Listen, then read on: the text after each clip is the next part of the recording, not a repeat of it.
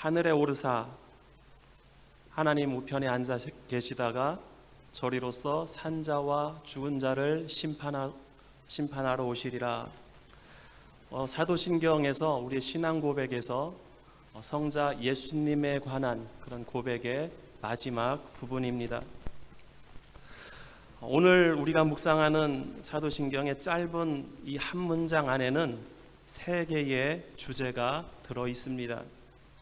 오르사, 앉아 계시다가 오시리라. 우리 주님의 승천과 그리고 하늘 보좌의 좌정하심과 그리고 다시 재림하실 예수님 그리고 최후의 심판에 대해서 우리에게 말씀하고 있습니다. 이 말씀은 히브리서 13장 8절 말씀으로 인용할 수가 있습니다.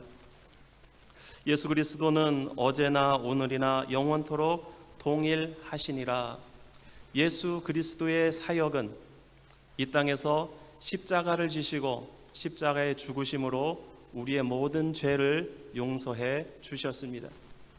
그 예수님께서는 하늘에 오르시고 그리고 하나님 우편에 앉아 계시다가 심판을 위해서 다시 이 땅에 오신다고 말씀하고 있습니다.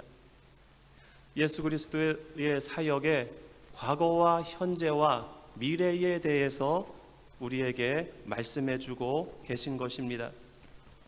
이 세 가지 주제 중에서 먼저 첫 번째 주제인 하늘에 오르사 이 말씀을 함께 묵상하기를 원합니다.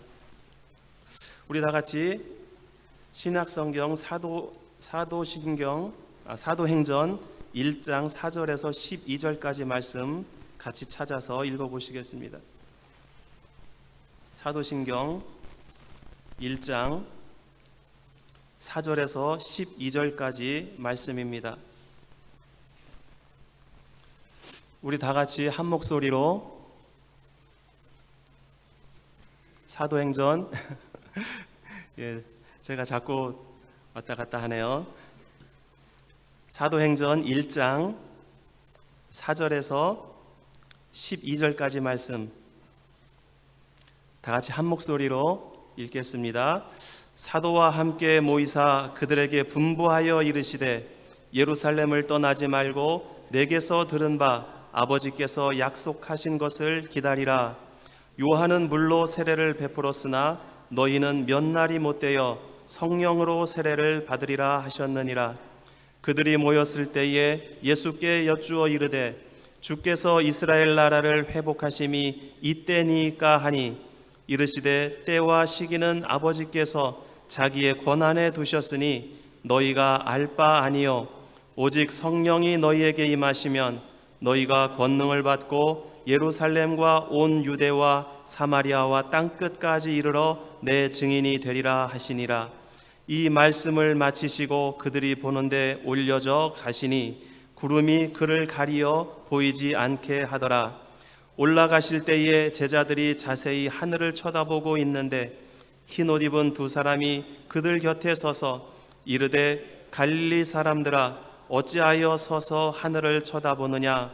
너희 가운데서 하늘로 이 예수는 하늘로 가심을 본 그대로 오시리라 하였느니라. 아멘.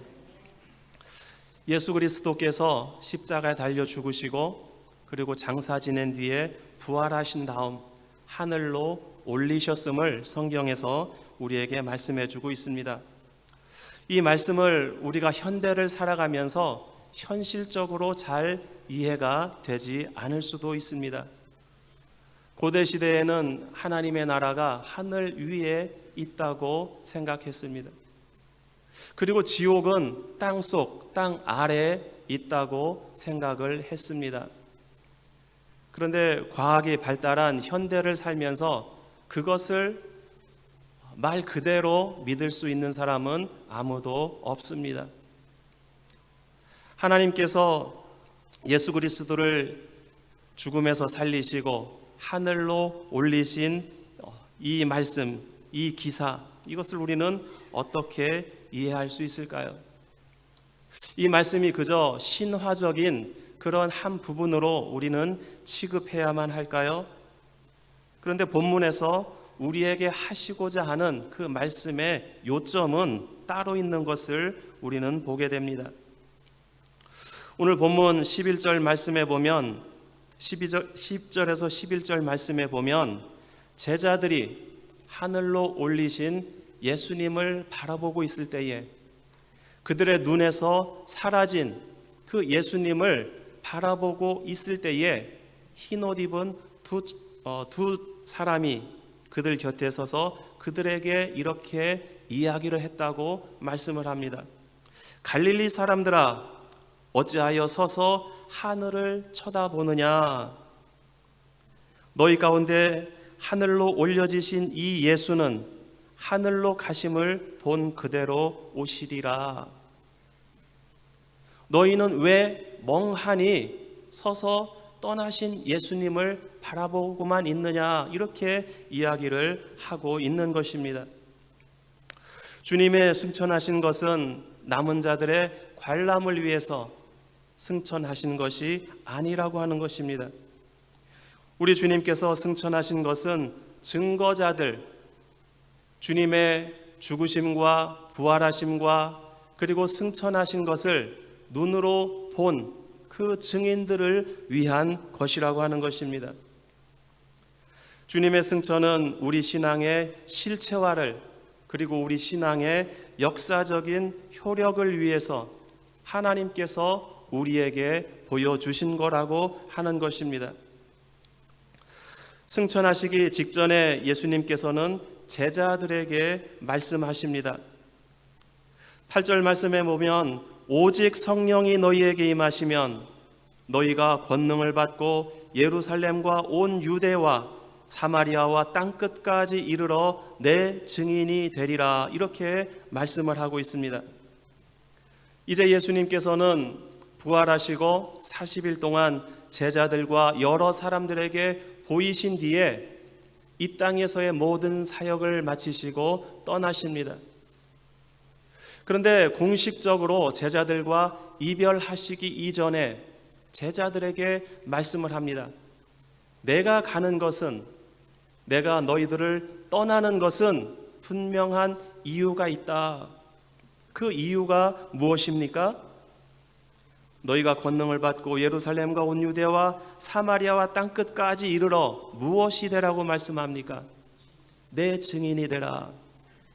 무엇에 대한 증인을 말씀하고 있습니까? 예수 그리스도의 십자가의 죽으심과 부활하심, 그리고 그것을 통해서 우리의 모든 죄를 용서해 주신 그 구원의 역사를, 그 복음을 전하는 증인이 되라, 이렇게 말씀하고 계신 것입니다. 예수님을 통한 구속사 구원의 역사는 이 세계에 있는 세상의 역사와 무관하지 않습니다. 물론 구원의 역사는 세상의 역사와 동일하지도 않습니다. 하지만 예수 그리스도를 통한 구원의 역사는 세계사 속으로 들어갑니다. 그리고 세상의 역사 가운데에 개입하는 것이 바로 구원의 역사라고 하는 것입니다. 그렇기 때문에 주님의 승천은 이제 그 증언자들을 통해서 이 지상에서 온 세계로 흩어지는 그들의 구원을 향한, 그들의 복음을 향한 그 여행의 출발점이 된다라고 하는 것입니다. 사랑하는 성도 여러분, 우리의 신앙의 삶은 어떠합니까? 예수 그리스도를 통해서 구원받고 그리고 하나님의 자녀로 새롭게 태어난 우리들의 삶은 어떠냐고 질문하고 있는 것입니다. 여러분들이 이 세상에서 살아가시는 그 발걸음은 무엇을 향해서 걸어나가고 있습니까?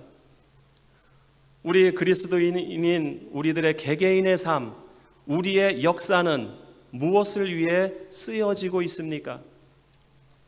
하나님께서는 승천하신 예수 그리스도를 통해서 이제는 우리의 발걸음을 옮겨서 그의 증인의 삶을 살아야 한다는 것을 우리에게 말씀하고 계십니다.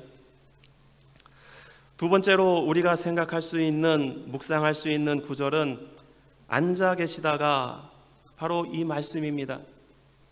승천하신 예수님께서는 어디에 앉아 계십니까?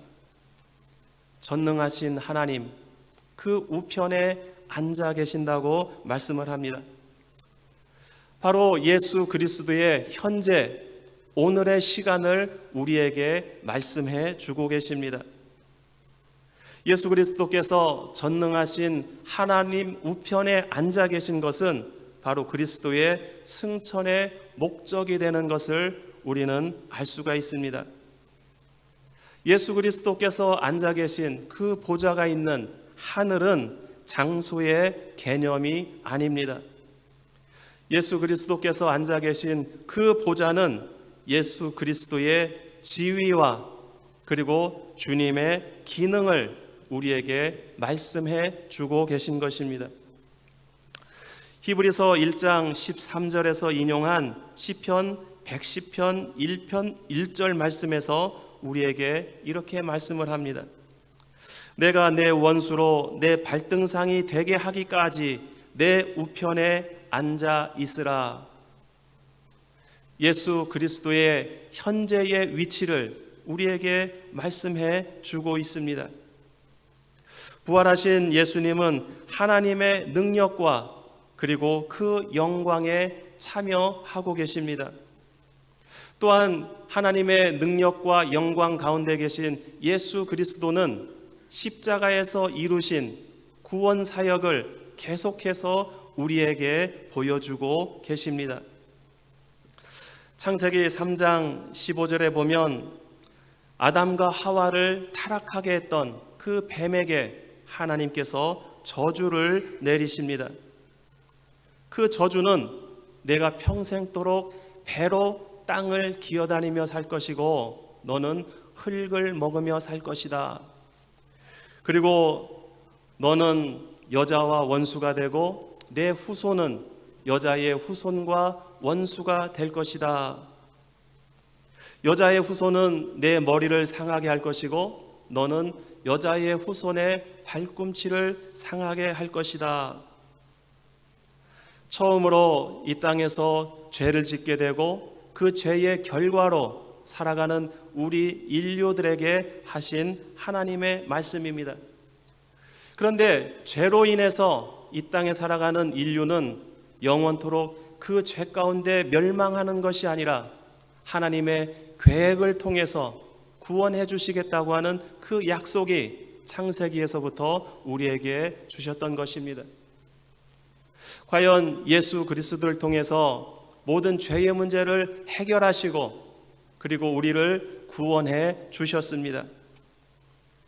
그런데 이제 부활하시고 승천하신 예수 그리스도께서는 그 구원 사역의 완성을 위해서 하나님과 함께 천국 보좌에 앉아 계신다라고 하는 것을 우리에게 말씀하고 있습니다.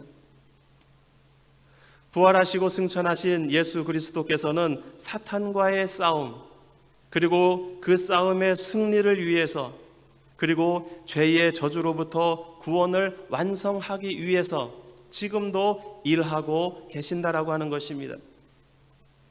그것이 사탄의 머리를 상하게 하는 것, 사탄의 머리를 밟아서 그 모든 죄의 문제를 완전히 해결하는 것, 그것이 영광 중에 계신 예수 그리스도의 현재 사역이라고 하는 것을 우리에게 말씀해 주고 있습니다. 예수님이 하나님 우편에 앉아 계심은 세상과 그리고 세상의 역사에서 떠나신 것을 의미하는 것이 아니라고 하는 것입니다.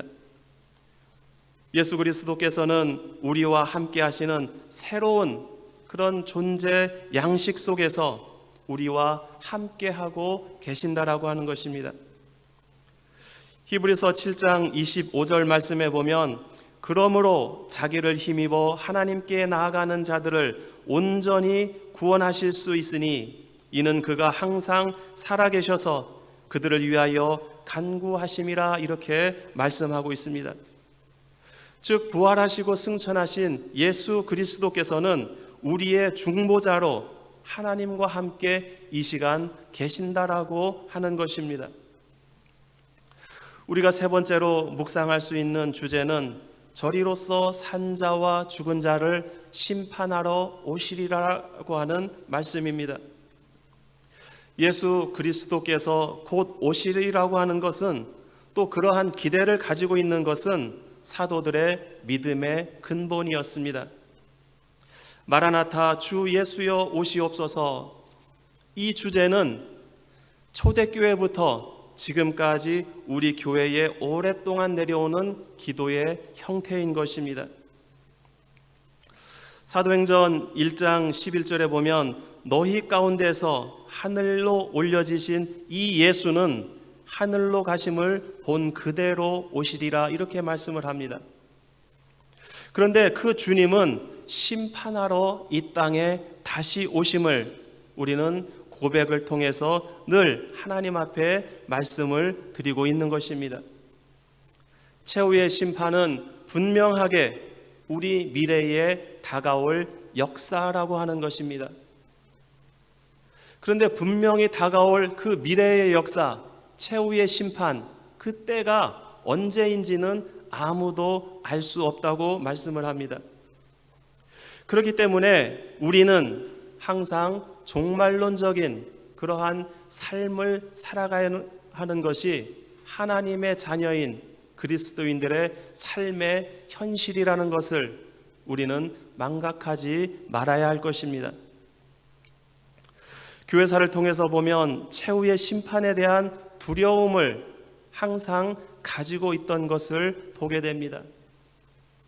유럽이나 또는 우리 아르헨티나에 있는 성당들을 보면 그 안에 보면 여러 가지 성화나 성물들을 통해서 최후의 심판에 대한 그런 우리 인간의 두려움을 볼 수가 있습니다.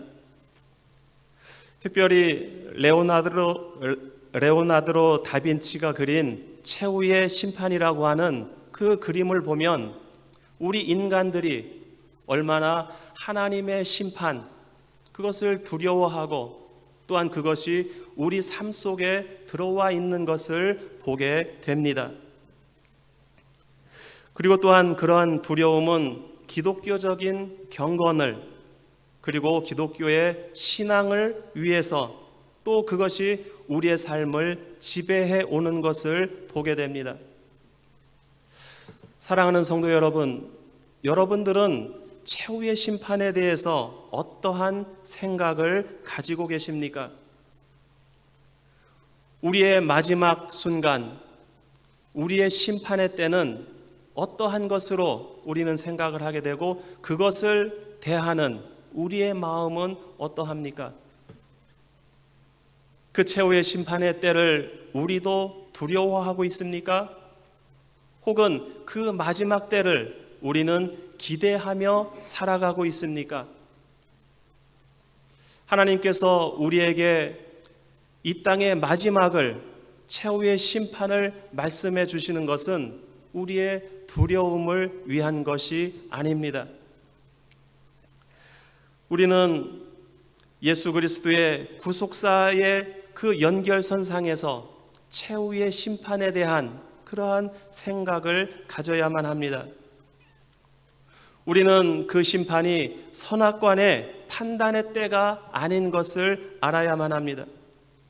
우리의 삶의 잘못으로 인한 그 두려움, 우리의 죄로 인한 그 재책의 두려움, 그것이 우리의 심판의 때에 우리에게 보응되는 그 때라고 생각하기가 쉽지만 그것이 아니라고 하는 것입니다.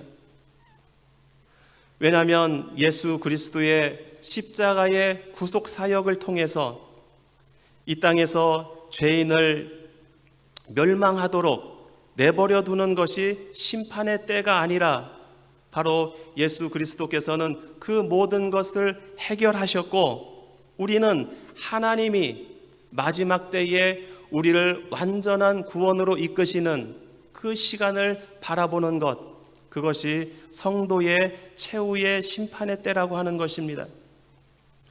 하이델베르크 문답 52번째에 보면 이런 질문을 합니다. 산자와 죽은 자를 심판하러 오시는 예수님의 재림은 너에게 어떤 위로를 주는가? 이 질문에 대한 대답을 이렇게 하고 있습니다. 나는 모든 환난과 핍박 중에서 이미 나를 위하여 하나님의 법정에 출두하여 나의 모든 벌과 저주를 하늘에서부터 제거한 그 판사를 머리에 들고 기다린다. 이 말은 최후의 심판은 바로 구속사와 연결되어서 예수 그리스도의 구원이 완성되는 날, 바로 그 날을 우리가 바라보며 살아간다라고 하는 그러한 고백입니다. 그렇다면 하나님께서 마지막 날 심판하시는 그 심판의 기준은 무엇이 될까요? 우리들은 하나님의 자녀인 우리들의 그 마지막 날 하나님 앞에 섰을 때에 그 심판의 기준은 무엇이 될까요? 우리 다 같이 마태복음 25장 31절에서 46절까지 말씀을 같이 찾아보시겠습니다.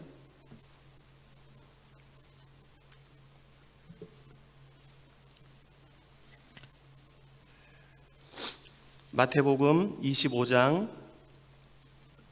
31절에서 46절까지 말씀입니다.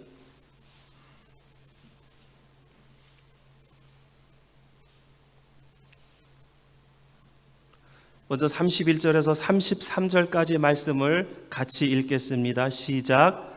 인자가 자기 영광으로 모든 천사와 함께 올 때에 자기 영광의 보좌에 앉으리니 모든 민족을 그 앞에 모으고 각각 구분하기를 목자가 양과 염소를 구분하는 것 같이 하여 양은 그 오른편에 염소는 왼편에 두리라. 인자가 예수 그리스도께서 영광 중에 오실 때에 양과 염소를 구분한다 이렇게 말씀합니다. 그리고 양은 오른편에 염소는 왼편에 두리라. 구원받은 성도는 오른편에, 그리고 구원받지 못한 자들은 왼편에 둔다 이렇게 말씀을 하고 있는 것입니다. 34절에 보면 그때의 임금이 그 오른편에 있는 자들에게 이르시되 내 아버지께 복받을 자들이여 나와 창세로부터 너희를 위하여 예비된 나라를 상속받으라. 구원받은 자들아, 너희는 아버지로부터 예비된 나라를 상속받으라 이렇게 말씀을 합니다. 하나님의 나라를 상속받을 자들, 구원받은 자들, 그들의 삶은 어떠한 삶이었는지를 35절에서 36절까지 말씀을 합니다. 우리 한번 같이 읽어보겠습니다. 시작. 내가 줄일 때에 너희가 먹을 것을 주었고 목마를 때에 마시게 하였고 나그네 되었을 때에 영접하였고 헐벗었을 때에 옷을 입혔고 병들었을 때에 돌보았고 옥에 갇혔을 때에 와서 보았느니라. 하나님의 나라를 상속받을 천국 백성들의 삶, 그들의 이 땅에서의 삶은 바로 이러한 삶을 살았다라고 말씀을 합니다. 예수 그리스도께서 이 땅에 오셔서 이 땅에서 사역하실 때에 그 주님을 향해서 줄일 때에 먹을 것을 주었고 주님께서 목마를 때에 마시게 하였고 주님께서 나그네 되었을 때에 주님을 영접하였고 주님께서 헐벗었을 때에 그 주님께 옷을 입혀드렸고 그리고 병들었을 때에 돌아보았고 옥에 갇혔을 때에 그 주님을 와서 보았느니라. 그들이 바로 하나님의 나라를 상속받을 구원받은 자들이다 이렇게 말씀을 하고 있습니다. 37절에 보면 이에 의인들이 대답하여 이르되 주여 우리가 어느 때에 주께서 줄이신 것을 보고 음식을 대접하였으며 목마르신 것을 보고 마시게 하였나이까? 어느 때에 나그네 되신 것을 보고 영접하였으며 헐벗으신 것을 보고 옷 입혔나이까? 어느 때에 병드신 것이나 옥에 갇히신 것을 보고 가서 배웠나이까? 주님, 우리가 그렇게 하지 못했습니다. 그런데 주님께서는 우리가 어떻게 그렇게 하였다고 말씀을 하십니까? 이렇게 질문을 하고 있는 것입니다. 거기에 대해서 주님은 뭐라고 말씀하십니까? 40절입니다. 같이 읽겠습니다. 시작. 임금이 대답하여 이르시되 내가 진실로 너희에게 이르노니 너희가 여기 내 형제 중에 지극히 작은 자 하나에게 한 것이 곧 내게 한 것이니라. 여기 있는 지극히 작은 자 중에 한 사람에게 한 것, 그것이 바로 나에게 한 것이다. 예수님께서 대접받으신 것은 직접 받으신 것이 아니라 이 땅의 작은 자, 이 땅에서 핍박받고 있는 자, 이 땅에서 연약한 자, 너희가 그들을 돌본 것, 그것이 바로 나를 돌본 것이다. 너희가 이 땅의 연약한 자들을 위해서 행한 그 행함을 통해서 너희는 하나님 나라를 기업으로 받을 것이다, 상속받을 것이다, 이렇게 말씀하고 있습니다. 41절에 보면 또 왼편에 있는 자들에게 이르시되 저주를 받은 자들아, 나를 떠나 마귀와 그 사자들을 위하여 예비된 영원한 불에 들어가라. 구원받지 못한 자들, 그들은 영원한 지옥불로 그들의 영원한 삶을 살아야 한다라고 말씀하고 있습니다. 왜냐하면 그 이유는 42절에서 43절까지 말씀합니다. 우리 다 같이 읽겠습니다. 시작. 내가 줄일 때에 너희가 먹을 것을 주지 아니하였고 목마를 때에 마시게 하지 아니하였고 나그네 되었을 때에 영접하지 아니하였고 헐벗었을 때에 옷 입히지 아니하였고 병들었을 때와 옥에 갇혔을 때에 돌보지 아니하였느니라. 이 사람들도 주님께 나와서 이야기를 합니다. 질문을 합니다. 그들도 대답하여 이르되 주여, 우리가 어느 때에 주께서 줄이신 것이나 목마르신 것이나 나그네 되신 것이나 헐벗으신 것이나 병드신 것이나 옥에 갇히신 것을 보고 공양하지 아니하더이까? 우리가 언제 주님에게 이렇게 행했습니까? 우리는 지옥불로 들어갈 영벌을 받을 그러할 일을 행하지 아니하였습니다.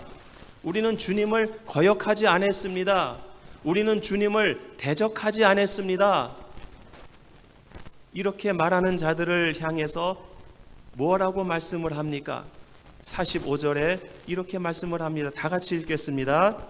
이에 임금이 대답하여 이르시되 내가 진실로 너희에게 이르노니 이 지극히 작은 자 하나에게 하지 아니한 것이 곧 내게 하지 아니한 것이니라.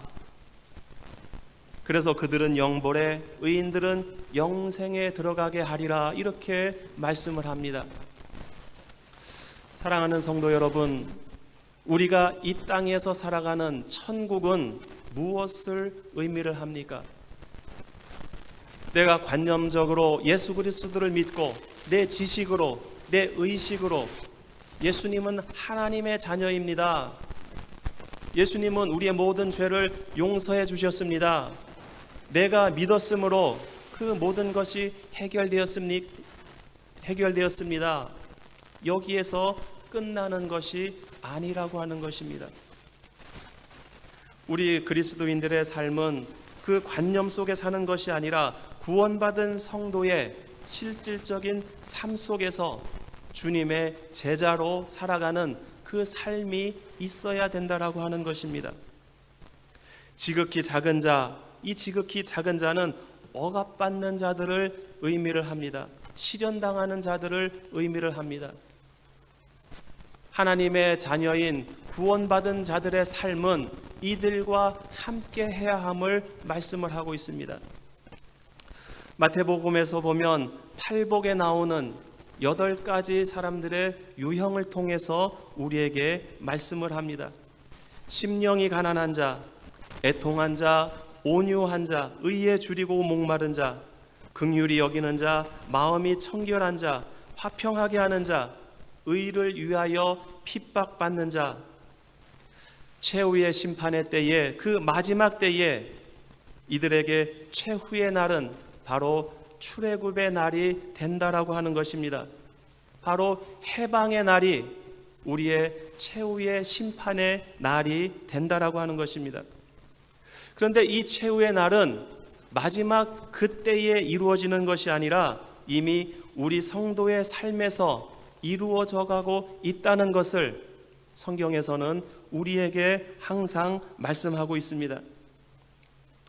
하늘에 오르시고 보좌에 앉으시고 다시 오실 예수 그리스도, 그분의 구원의 역사의 완성을 우리에게 말씀하고 있습니다. 그런데 그 구원의 완성은 우리를 통해서 성령의 권능을 받고 증인의 삶을 사는 우리 그리스도인의 삶을 통해서 이루어지고 있고, 또한 그 사역의 현재를 부활하시고 승천하신 예수 그리스도의 오늘 현재의 사역이시라고 하는 것을 우리에게 말씀하고 있습니다. 구원받은 성도의 삶은 정적인 것이 아니라 동적인 삶이 되어야 함을 우리에게 말씀해 주고 있습니다. 복음은 알고 이해하는 데서 끝나는 것이 아니라 그것을 살아내는 우리의 삶이 되어야 함을 우리에게 말씀해 주고 있는 것입니다. 예수님을 아는 종교인으로서의 삶이 아니라 예수님의 말씀을 실천하는 그러한 제자의 삶이 되어야 함을 우리에게 말씀해 주고 있는 것입니다. 그 제자의 삶은 어디에까지 영향을 미쳐야 합니까?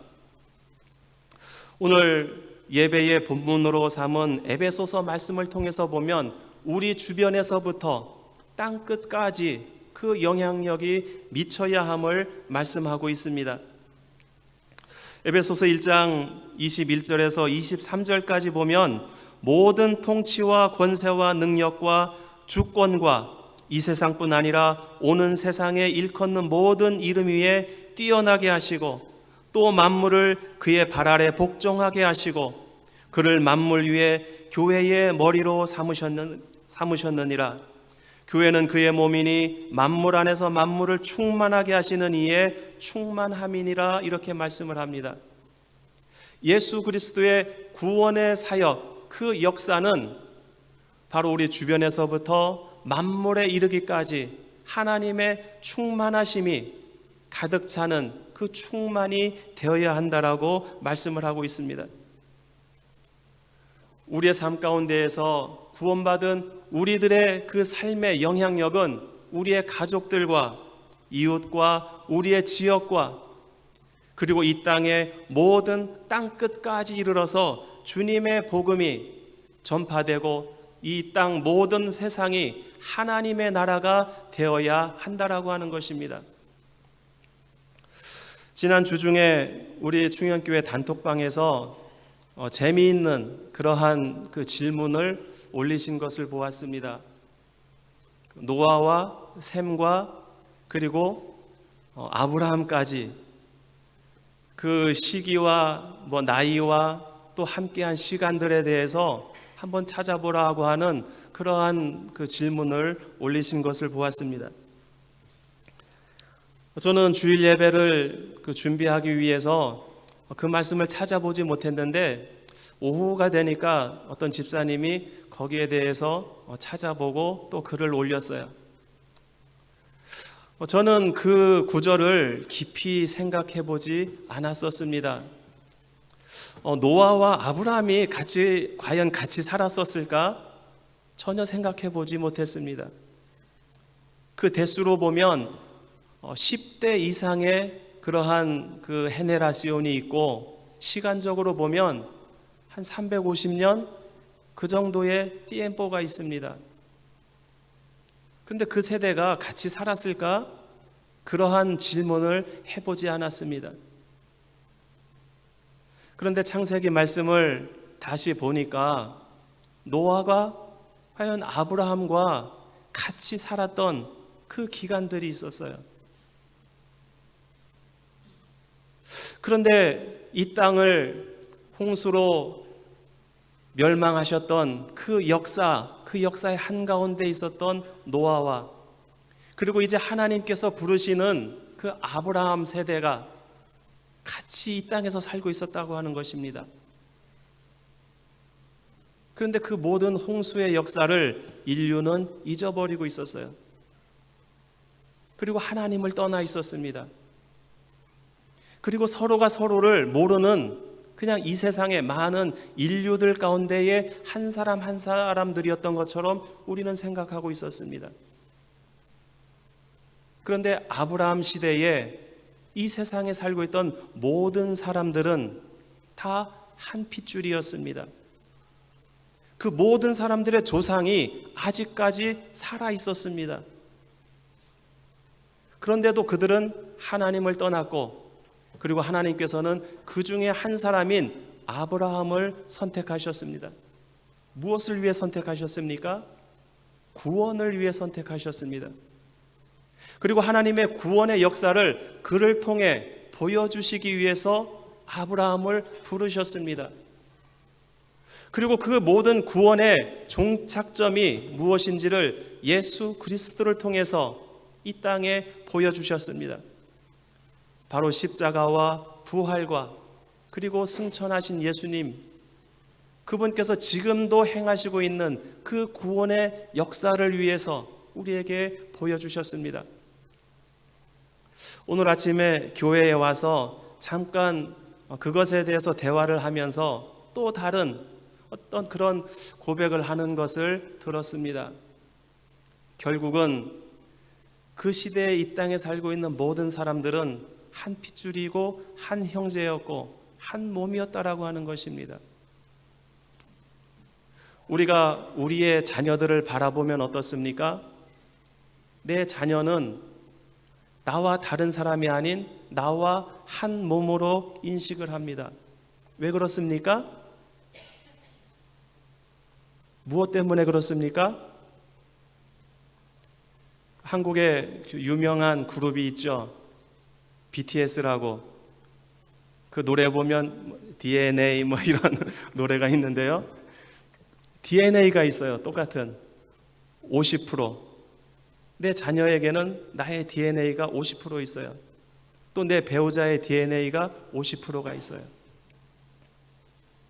점점 세대가 내려가면서 그 퍼센트는 조금씩 작아지겠죠. 그런데 결국은 하나의 DNA라고 하는 것입니다. 지금 살아가고 있는 이 땅의 모든 인류는 바로 노아의 DNA를 함께 가지고 있습니다.